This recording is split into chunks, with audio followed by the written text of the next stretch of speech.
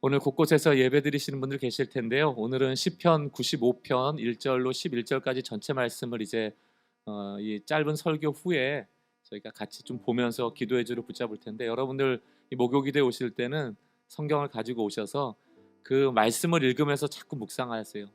성경을 1절부터 11절까지 쭉 읽으면서 나에게 주시는 단어, 구절, 또 음성에 귀 기울이시면서 자꾸 그걸 붙잡고 기도하시면 됩니다. 오늘은 이 감사가 우리에게 주는 유익 중에 안식에 대한 이야기를 좀 살펴보려고 하는데요. 이번 한 주 동안 우리 교육자분들이 1월, 2월, 3월, 4월, 또 7월, 8, 5월, 6월, 7월, 8월 이렇게 월별로 나누어서 핸드폰 안에 우리가 사진 찍었던 그 앨범들을 하나하나 찾아보면서, 아, 그때 이랬구나, 참 이때 하나님이 함께 하셨지, 참 좋았던 시절이지, 감사의 제목들을 찾고 있습니다. 안 보신 분들은 한 20분, 10분, 20분, 그 정도 시간 짧습니다. 월요일부터 수요일까지 좀 들어보시면 좋을 것 같아요. 저는 매일 같이 참여하고 있는데, 다른 것보다도 우리 교육자들의 그 신앙 고백이 참 은혜가 됐고요. 또 함께 참여하면서 나도 참 공감이 됐던 부분이 있어서 이번 한 주간 참 감사가 풍성했다, 이런 걸 많이 느끼거든요. 어떤 분들은 특별한 데만 감사를 하시는 분이 있어요. 특히 우리도 이 신앙생활 하다 보면 특별자 너무 좋아해서 뭐 특별 새벽기도회, 특별 부흥회, 특별 사경회, 또 우리 교회에서 봉사할 때도 좀 두드러지는 봉사부서 있잖아요. 찬양팀, 성가대, 주방팀 뭐 이런데, 그런 데서만 좀 뭔가 이렇게 보여질 때 우리는 좀 자기 만족 혹은 남들로부터 인정받는, 그리고 뭐 특별한 것을 해냈다는 성취, 이런 것들이 자꾸 작동되어서 그런 특별한 데서만 자꾸 감사를 찾으려고 할 때가 많아요. 그러다 보면 자꾸 우리 일상이 초라해져요. 그러나 일상은 초라하지 않습니다. 매 순간마다 하나님의 영에 우리가 이끌림 받고 있다는 것을 안다면 일상은 늘 중요하거든요. 소중하거든요. 그런 의미에서 우리가 사진첩을 이렇게 보면 뭐 특별한 사진이 저도 없더라고요. 그냥 가족하고 식사한 거, 가족끼리 같이 어디 놀러 간 거, 교회 식구들하고 같이 있었던 거, 일상 아니에요. 그러나 그 순간에 웃는 우리의 모습을 보면서 감사하구나. 그게 감사죠. 제가 종종 예화드리지만 우린 네잎클로바 따려고 애쓸 때가 많잖아요. 네잎클로바의 꽃말은 행운입니다.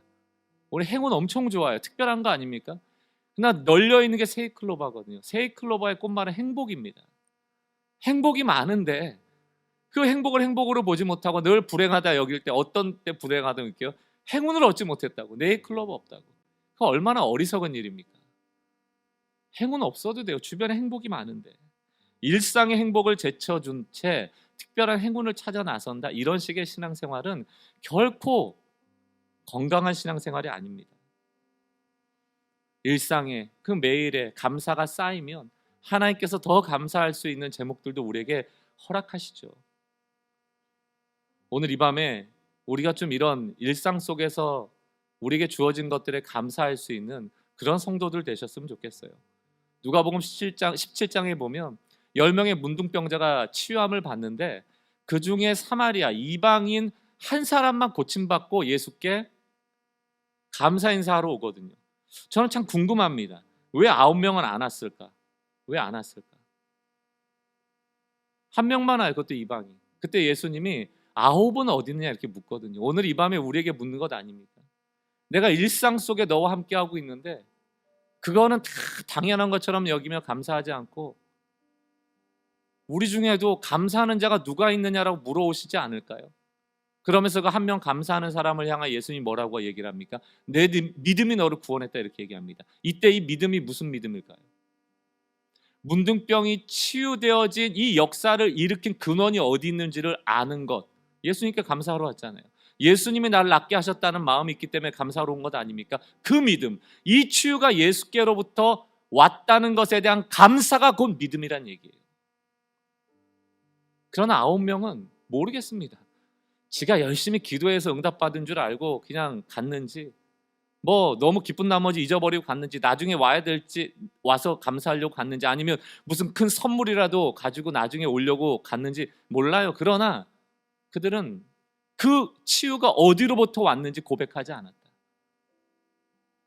그들에게는 육체의 구원이 있었을 줄 몰라도 예수가 주시는 더 큰 구원을 맛보지 못합니다. 누가 그러면 진짜 구원을 맛보는가? 그것은 감사하는 자입니다. 예수를 향하여 나가는 자고, 그 감사가 곧 믿음의 고백이라는 것을 여러분 기억하셔야 돼요. 오늘 시편 95편은 다윗의 감사로 알려져 있는데요, 앞에 보면은 감사해야 될 이유에 대해서 쭉 설명합니다. 잠깐 한번 저희 말씀을 보려고 하는데요, 1절 말씀 보십시오. 오라 우리가 여호와께 노래하며 우리 구원의 반석을 향하여 즐거이 외치자. 이 반석이라는 게 권능과 힘이라는 원어적 의미가 있습니다. 또 신약의 개념으로 넘어오면 예수님께서 고린도전서 10장 4절에 뭐라고 되어 있습니까? 그들이 신령한 음료를 신령한 반석에서 마셨고 이 신령한 반석이 곧 예수 그리스도라. 분명하게 말하고 있거든요. 어찌 보면 모든 성경은 예수를 향하고 있는데, 그 문둥병을 고쳐줬던 그 예수 그리스도께 감사했던 그 믿음처럼 오라 우리가 여호와께 노래하며 우리의 구원의 반석을 향하여 즐거이 외치자.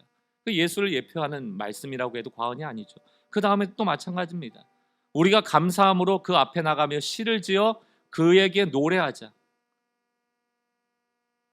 3절 말씀, 여호와는 크신 하나님이시여 모든 신들보다 크신 왕이시기 때문이로다. 감사해야 되는 이유가 하나님이 가장 높은 분이니까. 4절, 땅의 깊은 곳이 그의 손 안에 있으며 산들의 높은 곳도 그의 곳이로다.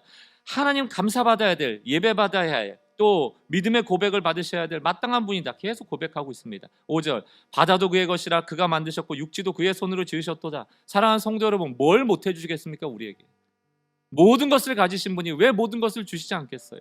6절 말씀, 오라 우리가 굽혀 경배하며 우리를 지으신 여호와 앞에 무릎을 꿇자.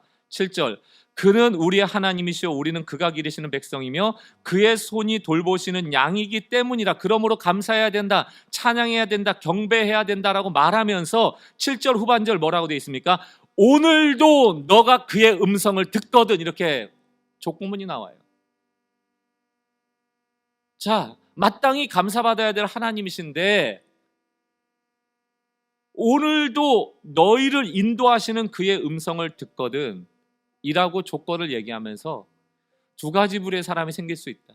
똑같이 오늘도 하나님께서 우리를 인도하시는 음성이 들려지는데 한 사람은 순종하지 않는다. 그것을 무시한다. 하나님을 오히려 그 음성을 들으며 그 맞아요 라고 시험한다. 하나님을 시험하는 한 사람이 나오고 또 한 부류는 하나님을 신뢰하는 부류가 나온다는 거예요. 오늘 이 밤에 기도할 때 하나님이 우리에게 은혜 주시더라도 어떤 사람은 하나님 앞에 시험하는 분이 있고 신뢰함으로 하나님께 감사하는 분이 있다는 얘기입니다. 보세요, 8절 말씀. 오늘 그의 음성을 듣거든 너희는 무리바에서와 같이 또 광야의 마사에서 지냈던 날과 같이 너희 마음을 완악하게 하지 마라. 하나님이 다 주시는데 출애굽기 17장 민수기 20장에 보면은 물 안 주신다고 모세의 멱살을 잡고 물 내놓으라고 했던 게 바로 무리바고 마사 아닙니까? 무리바라는 뜻은 다투었다는 뜻입니다. 마사라는 뜻은 시험하다는 뜻입니다.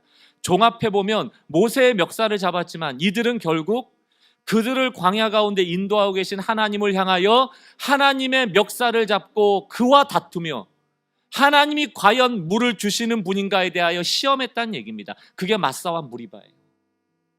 오늘 이 밤에 우리가 얼마나 하나님을 시험합니까? 과연 하나님이 주실까? 해 주실까? 이렇게 해 주실까? 내 원하는 걸 주실까? 고쳐 주실까? 안 주시면 어때요? 안 되어지면 어떻습니까? 하나님의 은혜의 손길 가운데 우리가 이끌림 받고 있음을 분명히 믿는다면 더 좋은 거 주시겠죠. 오늘날 신앙인 중에 무리바와 마사와 같이 우리의 마음을 완악하게 하여 하나님을 시험하고 하나님과 다투는 인생들이 많다. 만나주시고 그 옷이 헤어지지 않도록 40년 광야길 인도하셨음에도 불구하고 끊임없이 하나님에 대하여 불신하였던 9절 말씀, 그때 너희 조상들이 내가 행한 일을 보고도 나를 시험하고 조사하였다. 이 말이 됩니까? 우리가 무슨 권한을 가지고 얼마나 우리가 무지한 존재인데 하나님을 시험하고 조사를 해요.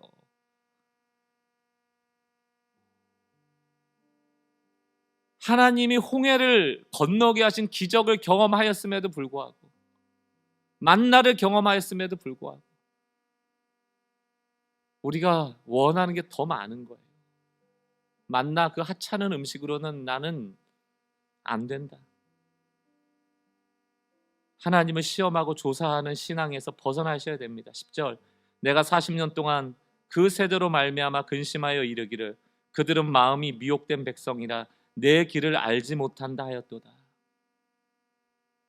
왜 하나님을 신뢰하지 못하고 하나님을 시험하고 하나님을 조사하는 조사관이 되어서 우리가 신앙생활을 하게 된다고요? 우리가 믿음이 없어서 그런데 무슨 믿음인가? 하나님의 길을 몰라 미혹당한다. 여러분 잘 들으셔야 됩니다. 이사야 55장 8절 말씀에 가보면 뭐라고 되어 있습니까?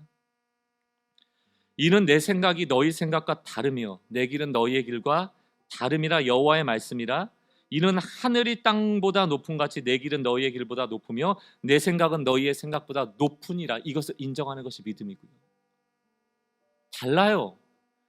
여러분, 내 생각이 너희의 생각과 다르며 내 길이 너희의 길보다 높다라고 얘기할 때 우리에게 이해를 요구하는 게 아닙니다. 우리는 하나님의 높은 길을 이해할 수 없다니까요. 믿음을 요구하는 거예요. 그리 아니하실지라도 감사해요. 왜? 우리가 하나님의 높으신 부르신 가운데 이끌림 받고 있다. 그의 높으신 생각 가운데 우리가 이끌려가고 있다. 순종하고 신뢰하는 자가 그분의 높으신 뜻과 높으신 길을 향하여 걸어가고 있다. 11절, 그러므로 내가 노하여 맹세하기를 그들은 내 안식에 들어오지 못하리라 하였도다. 여기서 안식은 가나안 땅입니다. 여러분이 무리바와 마사 사건 때문에 40년 광야길 이후에 20세 이상의 사람들이 들어가질 못해요. 다 죽습니다. 광야에서. 안식에 들어가지 못한다. 오늘날로 비추어 우리에게 적용해 보면 감사하지 않는 자의 마음에 평강이 없다는 겁니다. 누가 감사할 수 있는가? 하나님의 생각과 하나님의 길, 하늘이 땅보다 높은 같은 하나님의 높은 길, 그 높으신 생각, 하나님의 뜻이 있을 거예요. 나는 그 안에 있어.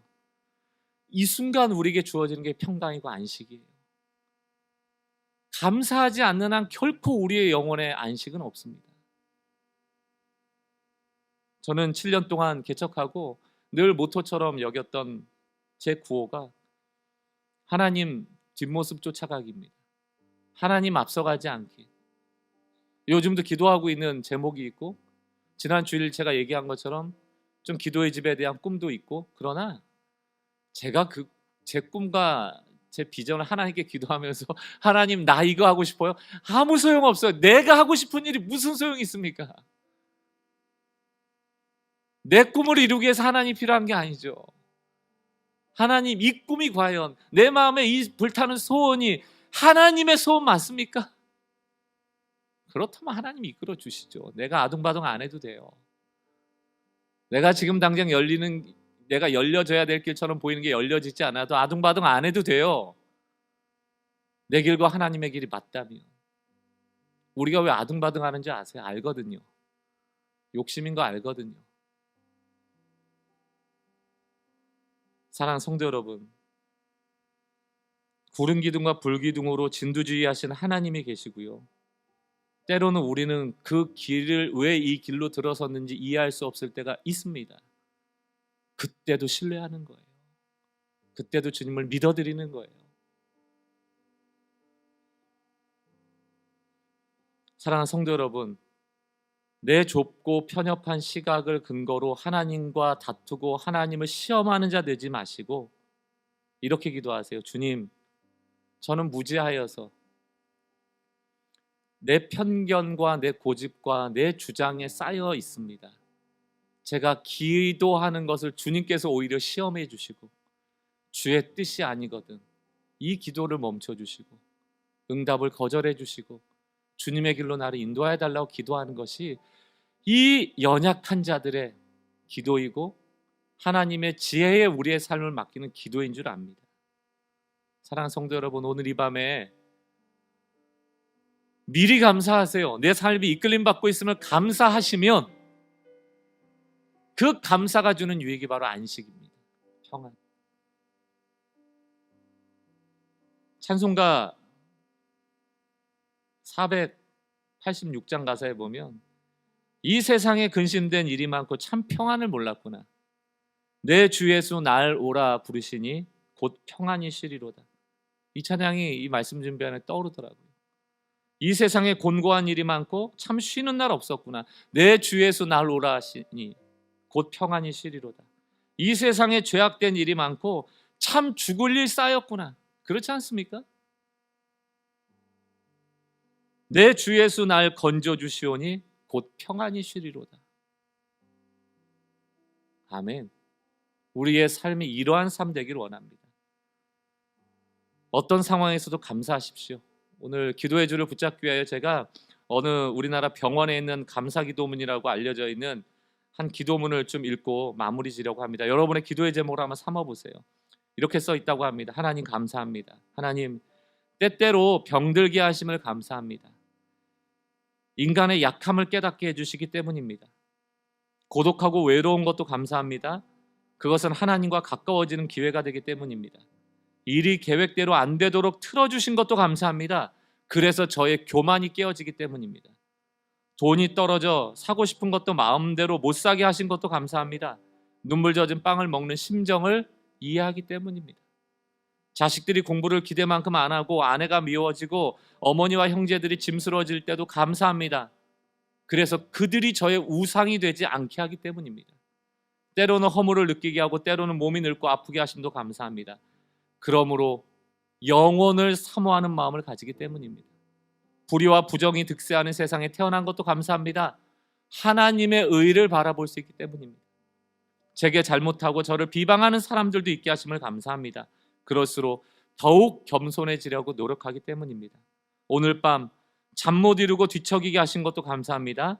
그래서 병들고 고통받는 이웃을 위하여 기도할 수 있기 때문입니다. 하나님, 그럼에도 불구하고 감사할 수 있는 마음 주신 것을 더욱 감사합니다. 저는 여러분이 우리가 얼마나 약한 존재인지 깨달으라고 하나님 병 주세요 이렇게 기도는 못해요. 그런 용기는 없습니다. 누가 이럴 용기가 있겠습니까? 하나님과 가까워지기 원한다고 고독하고 외로운 자가 되게 해달라고 누가 기도할 수 있겠어요? 그러나 우리의 상황 속에 아프고 있다면, 외롭고 있다면, 일이 잘 안 된다면, 원하는 것을 얻지 못한다면, 자식 문제, 아내 문제, 남편 문제가 있다면 그 안에도 하나님께서 우리를 레슨하시는 그 은혜가 숨겨져 있음을 발견할 수 있다면 우리가 하나님과 다투고 시험하는 인생이 아니고 하나님께 감사하는 인생이 될 수 있지 않겠습니까? 저는 오늘 감사를 통하여 여러분 머릿속에 또 저의 마음속에 저를 잠 못 이루게 하고 불면의 밤을 자꾸 새우도록 마음 불편하게 하는 요소들이 다 떠나가고 주 예수 날 건져주시오니 곧 평안이 쉬리로다. 그 주님의 인도하심에 우리의 삶을 맡기게 되어지는 그런 여러분들 되시기 바라고 오늘 이 시편 95편을 여러분 펴놓으시고 무리바와 마사 같은 인생이 아니고 안식 가운데 거할 수 있는 하나님을 신뢰하는 제가 되게 하옵소서. 오늘같이 찬양하며 또 같이 기도하며 이 시간들을 좀 보내기를 원합니다. 좀 눈을 감아 보시고요.